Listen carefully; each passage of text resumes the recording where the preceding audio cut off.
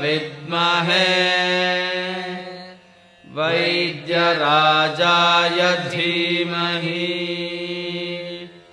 ತನ್ನೋ ಧನ್ವಂತರಿ ಪ್ರಚೋದಯಾತ್. ರಾಗಾದಿರೋಗಾನ್ ಸತತಾನುಶಕ್ತಾನ್ ಅಶೇಷಕಾಯ ಪ್ರಸ್ತುತಾನ್ ಅಶೇಷಾನ್ ಔತ್ಸುಕ್ಯ ಮೋಹ ಅರತಿದಾನ್ ಜಗಾನ್ ಯೋ ಅಪೂರ್ವ ವೈದ್ಯಾಯ ನಮೋಸ್ತು ತಸ್ಮೈ. ಇಂದು ಸಮಾಜದಲ್ಲಿ ಅನೇಕ ಕಾರಣಗಳಿಂದ ಮಾನವನು ಮಾಡಿದ ತಪ್ಪುಗಳಿಂದ ಅನೇಕ ರೀತಿಯ ಕಾಯಿಲೆಗಳು ಕಂಡುಬರ್ತಾ ಇದೆ. ಇವುಗಳಲ್ಲಿ ತಲೆನೋವು ಹೇಳುವಂಥದ್ದು ಸಾಮಾನ್ಯವಾಗಿ ಕಂಡುಬಂದಿರುವಂಥದ್ದು. ಈ ತಲೆನೋವು ಅನೇಕ ಕಾರಣಗಳಿಂದ ಬರ್ಬೋದು. ಇವುಗಳಲ್ಲಿ ಲವಂಗವನ್ನು ಯಾವ ರೀತಿ ಉಪಯೋಗ ಮಾಡ್ಬೋದು ಹೇಳಿ ಇನ್ನು ನೋಡೋಣ. ಲವಂಗದ ತೊಟ್ಟನ್ನು ತೆಗೆದುಕೊಂಡು ಅದನ್ನು ಸ್ವಲ್ಪ ಹುರಿದು ಸೂಕ್ಷ್ಮ ಪುಡಿಯನ್ನಾಗಿ ಮಾಡಿಕೊಳ್ಬೇಕು. ಈ ಪುಡಿಗೆ ಸಮಾನ ಪ್ರಮಾಣದಲ್ಲಿ ಸೈಂಧವ ಲವಣ ಅಥವಾ ಉಪ್ಪು, ವಿಶಿಷ್ಟವಾದ ಉಪ್ಪು, ಅದನ್ನು ಮಿಶ್ರ ಮಾಡಿ ಲವಂಗದ ಎಣ್ಣೆಯ ಜೊತೆಗೆ ಕಲಸಿ ಲೇಪದ ತರಹ ಹಣೆಯ ಮೇಲೆ ಹಚ್ಚುವುದರಿಂದ ಉಂಟಾಗಿರುವಂತಹ ತಲೆನೋವು ಕಡಿಮೆ ಆಗ್ತದೆ. ಈ ತಲೆನೋವಿಗೆ ಅನೇಕ ವಿಧದ ಕಾರಣಗಳಿರ್ಬೋದು. ತಲೆನೋವಿನ ಪ್ರಾರಂಭಿಕ ಹಂತದಲ್ಲಿ ಈ ಲೇಪವನ್ನು ಹಚ್ಚುವುದರಿಂದ ತಲೆನೋವು ಕಡಿಮೆ ಆಗ್ತದೆ. ಇದರಿಂದ ಕಮ್ಮಿಯಾಗಿಲ್ಲ ಅಂತ ಹೇಳಿದರೆ ಅವಶ್ಯವಿದ್ದಲ್ಲಿ ವೈದ್ಯರನ್ನು ಕಾಣುವುದು ಅತಿ ಅವಶ್ಯಕವಾಗಿದೆ. ಇನ್ನು ಡಯಾಬಿಟಿಸ್ ಮೆಲಿಟಸ್ ಅಥವಾ ಮಧುಮೇಹ, ಸಕ್ಕರೆ ಕಾಯಿಲೆ, ಇದು ಸಾಮಾನ್ಯವಾಗಿ ಕಂಡುಬಂದಿರುವಂತಹ ರೋಗವಾಗಿದೆ. ಮುಂದುವರಿದ ದೇಶಗಳಲ್ಲಿ ಅಧಿಕ ಸಂಖ್ಯೆಯಲ್ಲಿ ವ್ಯಕ್ತಿಗಳು ಈ ಸಕ್ಕರೆ ಕಾಯಿಲೆಗೆ ತುತ್ತಾಗಿದ್ದಾರೆ. ಬದಲಾವಣೆಯಾಗುತ್ತಿರುವ ಜೀವನ ಶೈಲಿಯಿಂದ, ಒಂದು ಸ್ಟ್ರೆಸ್ ಫ್ಯಾಕ್ಟರ್ನಿಂದ ಈ ಡಯಾಬಿಟಿಸ್ ಅಥವಾ ಸಕ್ಕರೆ ಕಾಯಿಲೆಗಳು ಅತಿಯಾಗಿ ಕಂಡುಬರ್ತಾ ಇದೆ. ಇಂತಹ ವ್ಯಕ್ತಿಗಳಲ್ಲಿ ಶರೀರದಲ್ಲಿ, ರಕ್ತದಲ್ಲಿ ಸಕ್ಕರೆ ಅಂಶವನ್ನು ಹಿಡಿತದಲ್ಲಿಟ್ಟುಕೊಳ್ಳಲಿಕ್ಕೆ ಲವಂಗವನ್ನು ಪ್ರತಿನಿತ್ಯ ಉಪಯೋಗಿಸುವುದು ಅತಿ ಶ್ರೇಷ್ಠವಾಗಿದೆ. ಇದರ ಜೊತೆಗೆ ಮನೆಮದ್ದಿನ ರೂಪದಲ್ಲಿ ಹಾಗಲಕಾಯಿಯಿಂದ ತಯಾರಿಸಿದಂತಹ ರಸವನ್ನು ಪ್ರತಿನಿತ್ಯ ಬೆಳಗ್ಗೆ ಖಾಲಿ ಹೊಟ್ಟೆಯಲ್ಲಿ ಸುಮಾರು 50 ml ತೆಗೆದುಕೊಳ್ಳುವುದರಿಂದ ಸಕ್ಕರೆಯನ್ನು ಸಮ ಪ್ರಮಾಣದಲ್ಲಿ ಇಟ್ಟುಕೊಳ್ಳಲು ಸಹಕಾರಿಯಾಗ್ತದೆ.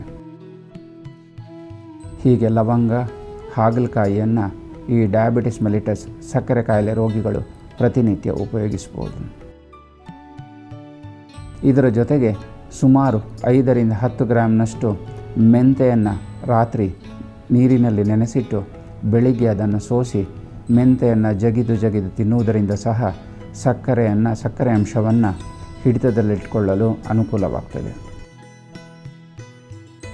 ವಿವಿಧ ರೀತಿಯ ಚರ್ಮ ರೋಗಗಳಲ್ಲಿ ಉಗುರು ಉರಿಯೂತದಲ್ಲಿ, ಅಂದರೆ ಉಗುರಿನಲ್ಲಿ ಉಂಟಾಗುವಂಥ ಬಾವು ಹಾಗೂ ನೋವುಗಳಿಗೆ ಲವಂಗದಿಂದ ತಯಾರಿಸಿದ ಎಣ್ಣೆಯನ್ನು ಹಚ್ಚುವುದರಿಂದ ಉಗುರಿನಲ್ಲಿ ಉಂಟಾದ ಉರಿಯೂತ, ನೋವು, ಬಾವು ಶಮನವಾಗ್ತದೆ. ಇಂತಹ ವ್ಯಕ್ತಿಗಳಲ್ಲಿ ದಿನಕ್ಕೆ 2-3 ಬಾರಿ ಲವಂಗದ ಎಣ್ಣೆಯನ್ನು ಹಚ್ಚಬಹುದು. ಇದರ ಜೊತೆಗೆ ಅವಶ್ಯಕವಿದ್ದಲ್ಲಿ ವೈದ್ಯರನ್ನು ಕಂಡು ತ್ರಿಫಲ ಗುಗ್ಗುಳು ಇತ್ಯಾದಿ ಔಷಧಿಗಳನ್ನು ಸೇವಿಸುವುದರಿಂದ ನೋವು ಅತಿ ಬೇಗನೆ ಶಮನವಾಗ್ತದೆ. ಕಿವಿನೋವು ಹೇಳುವಂಥದ್ದು ಸಾಮಾನ್ಯವಾಗಿ ಕಂಡುಬಂದಿರುವಂತಹ ತೊಂದರೆಯಾಗಿದೆ. ಕಿವಿನೋವಿನಲ್ಲಿ ಎಳ್ಳೆಣ್ಣೆ ಹಾಗೂ ಲವಂಗದ ಎಣ್ಣೆಯನ್ನು ಸಮಾನ ಪ್ರಮಾಣದಲ್ಲಿ ಮಿಶ್ರ ಮಾಡಿ ಉಗುರು ಬೆಚ್ಚಗೆ ಬಿಸಿ ಮಾಡಿ ಎರಡೂ ಕಿವಿಗಳಿಗೆ 4 ರಿಂದ 8 ಹನಿಗಳಾಗುವಷ್ಟು ಹಾಕುವುದರಿಂದ ಕಿವಿನೋವು ಶಮನವಾಗ್ತದೆ. ಇಲ್ಲಿ ಲವಂಗ ತೈಲವನ್ನು ಬಿಲ್ವ ತೈಲ ಎಂದು ದೊರಕುವ ಆಯುರ್ವೇದ ಎಣ್ಣೆಯೊಂದಿಗೆ ಸಹ ಸಮಾನ ಪ್ರಮಾಣದಲ್ಲಿ ಮಿಶ್ರ ಮಾಡಿ ಉಪಯೋಗಿಸುವುದರಿಂದ ಕಿವಿನೋವು ಬೇಗನೆ ಶಮನವಾಗ್ತದೆ. ಈ ಮಿಶ್ರ ಮಾಡಿದ ಎಣ್ಣೆಯನ್ನು ದಿನಕ್ಕೆ 2 ಸಲ ಬೆಳಿಗ್ಗೆ ಮತ್ತು ಸಾಯಂಕಾಲ 4 ರಿಂದ 8 ಬಿಂದುಗಳಷ್ಟು, ಅಂದರೆ ಹನಿಗಳಷ್ಟು ಕಿವಿಗೆ ಹಾಕುವುದರಿಂದ ನೋವು ಬೇಗನೆ ಶಮನವಾಗ್ತದೆ.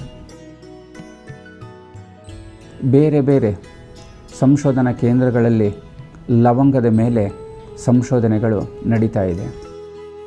ಇಲ್ಲಿ ನಡೆಯುತ್ತಿರುವ ಸಂಶೋಧನೆಗಳ ಪ್ರಕಾರ ಲವಂಗವು ಚರ್ಮದಲ್ಲಿ ಉಂಟಾಗುವಂಥ ಕ್ಯಾನ್ಸರ್ಗೆ ಹಾಗೂ ಶ್ವಾಸಕೋಶ ಅಥವಾ ಲಂಗ್ಸ್, ರೆಸ್ಪಿರೇಟರಿ ಸಿಸ್ಟಮ್ನಲ್ಲಿ ಉಂಟಾಗುವಂತಹ ಕ್ಯಾನ್ಸರ್ಗಳಿಗೆ ಪರಿಣಾಮಕಾರಿ ಎಂದು ಕಂಡುಬಂದಿದೆ.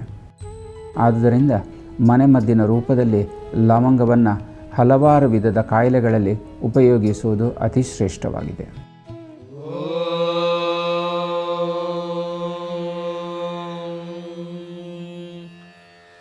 ವಾಸುದೇವಾಯ ವಿದ್ಮಹೇ